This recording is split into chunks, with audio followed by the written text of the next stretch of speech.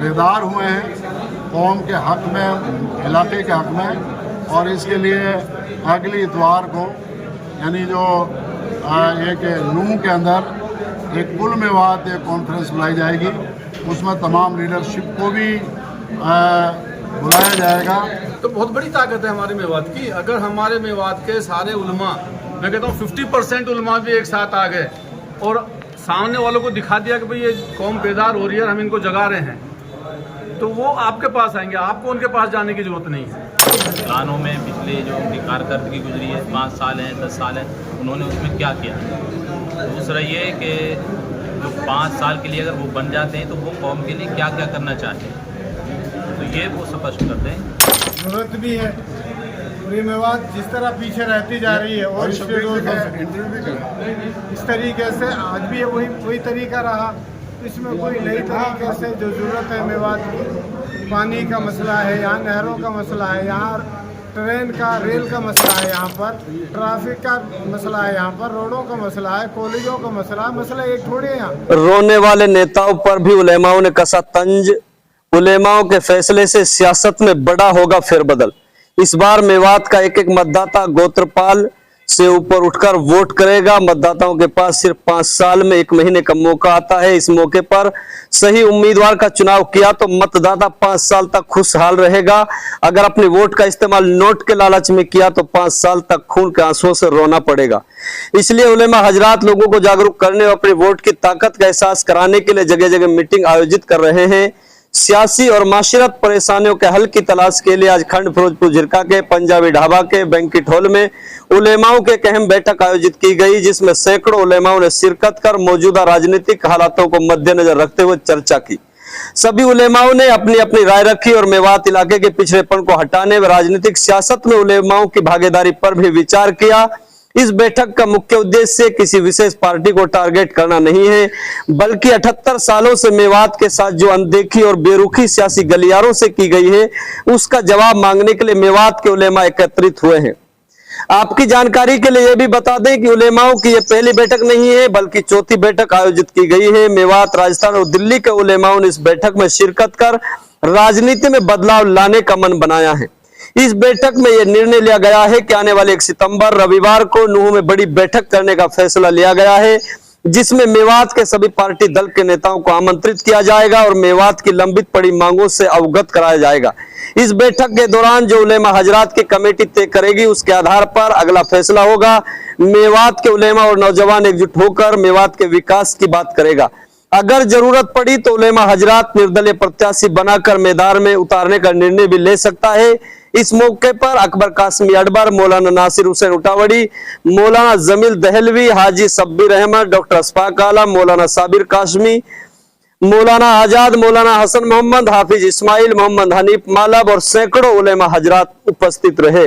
देखिए आगे की रिपोर्ट। मेवात के बेशुमार मसाइल है और एक बहुत लंबे अरसे से मेवात की नई नस्ल अपने मसाइल को लेकर बहुत ही ज्यादा फिक्रमंद और परेशान है। उन नई नस्ल के आवाज को लेकर के उलमाए किराम बेदार हुए हैं कौम के हक में, इलाके के हक में। और इसके लिए अगली इतवार को यानी जो एक नूह के अंदर एक कुल मेवात एक कॉन्फ्रेंस बुलाई जाएगी, उसमें तमाम लीडरशिप को भी बुलाया जाएगा और मेवात के मसाइल को हल करने के लिए उनको दबाव बनाएगा। इस तरीके के मुद्दे होंगे इसके अंदर राजनीतिक, सामाजिक, शिक्षा संबंधी जितने भी हमारे मामलात हैं और हमारे जो आर्थिक जो मामलात है, रोजगार के जो मामलात है, खासकर शिक्षा, रोजगार और राजनीतिक और सामाजिक अधिकार जो हमारे इलाके में मेवात के हैं, उन सब के लिए हम बड़ी आवाज उठाने जा रहे हैं। सर, सियासी बेदारी को लेकर आज जो है उलेमाओं की मीटिंग आओ शबीर साहब, तो क्या इसमें फैसले लिए गए हैं और आप इसके माध्यम से क्या संदेश देना चाहते हैं? बस इसमें जो फैसला है वो हमारा पीछे लिखा हुआ है, जो हमारा बैनर है, किंग मेकर, किंग बनो या किंग मेकर।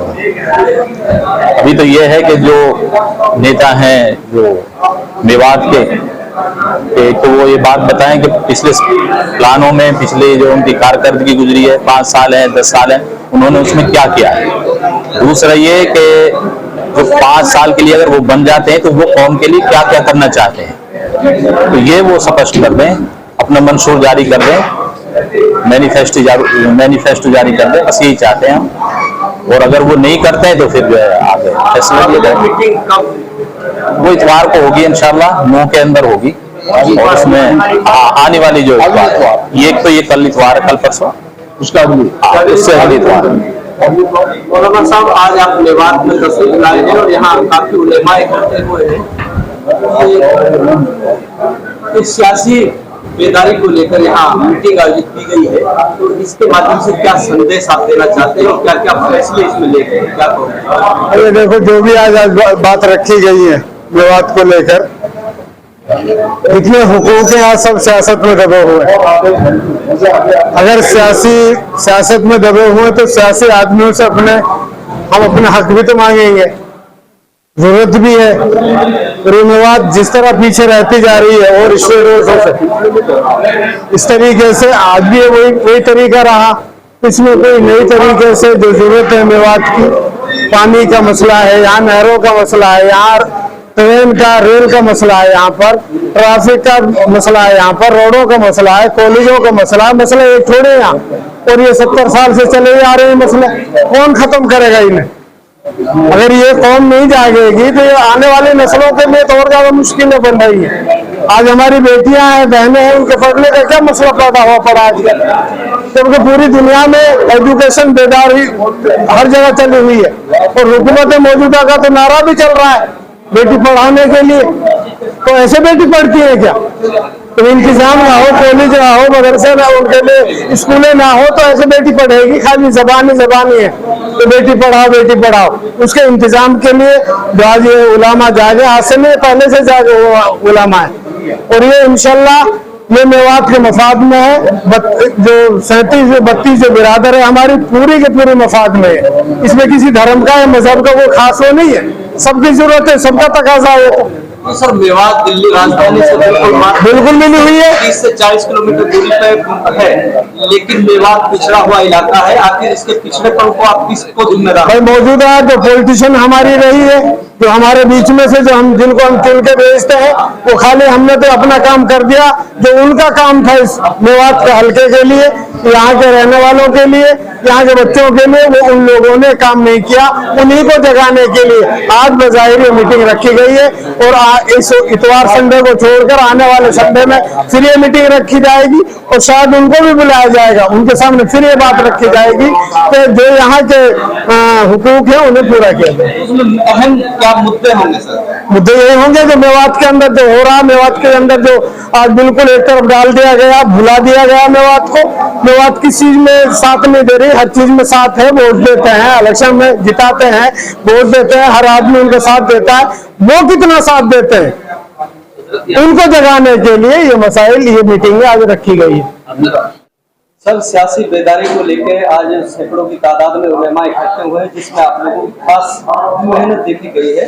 तो लोगों को मौलाना को इस तरीके से जुटाना बहुत बड़ी बात है, तो इसको कैसा आप देखते हैं? क्या मेवात की सियासत में जो बहुत सी खराबियां दर आई हैं, उनको सही रुख देने के लिए उलमाए मेवात ने, और ख़ासतौर से जो ऐसे सियासी जहन व फिक्र और हालात हाज़िरा पर नज़र व फिक्र रखते हैं, उन्होंने एक मीटिंग की है फिरोजपुर झिरका में, और उसमें 2 प्रोग्राम तय किए हैं, एक लॉन्ग टर्म और एक शॉर्ट टर्म। शॉर्ट टर्म के तहत अगली इतवार को यानी 1 सितंबर को पूरी कौम को और इलाके के सियासी जिम्मेदारान को दावत दी गई है कि जिस तरह उनके जहनों से, दिमाग से तरक्की और विकास इलाके की जिस काम के लिए उनको चुना जाता है, उनकी बात उनकी तकरीरों में नहीं है, उनके भाषणों में नहीं है, बल्कि रो रो कर वो लोगों के सामने अपने जज्बात से खेलकर वोट बटोरना चाहते हैं, और फिर 5 साल जो है कोई मुद्दे और मसाइल और तरक्की और विकास की कोई बात नहीं करते हैं। मेवात की सियासत में जो सबसे बड़ी खराबी है,